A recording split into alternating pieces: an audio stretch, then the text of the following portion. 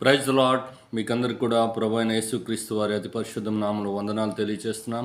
దేవుని యొక్క వాక్యం మనల్ని బతికిస్తుంది కనుక దేవుని వాక్యం ఈరోజు ఏం చెప్తుందంటే, పిన్నలనేమి పెద్దలనేమి తన యందు భయభక్తులు గల వారిని యెహోవా ఆశీర్వదించును, యెహోవా మిమ్మును మీ పిల్లలను వృద్ధి పొందించును. కీర్తన 115వ అధ్యాయము 13వ వచనము 14వ వచనము, అలా 128వ అధ్యాయాన్ని 128వ అధ్యాయాన్ని జ్ఞాపకం చేసుకున్నట్లయితే, యెహోవా యందు భయభక్తులు కలిగి ఆయన త్రోవలేందు నడిచి వారందరూ ధన్యులు అంటూ దైవవాక్యం సెలవిస్తుంది.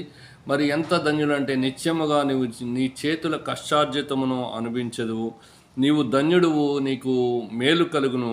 నీ లోగిట నీ భార్య ఫలించు ద్రాక్ష వలివలే నుండును, నీ బోయిన బాల చుట్టూ నీ పిల్లలు ఒలివ మొక్కల వలె నుందురు. యెహోవా యందు భయభక్తులు గలవాడు ఇలాగూ ఆశీర్వదింపబడును. సియోనులో నుండి యెహోవా నిన్ను ఆశీర్వదించునంటూ దైవవాక్యం సెలవు.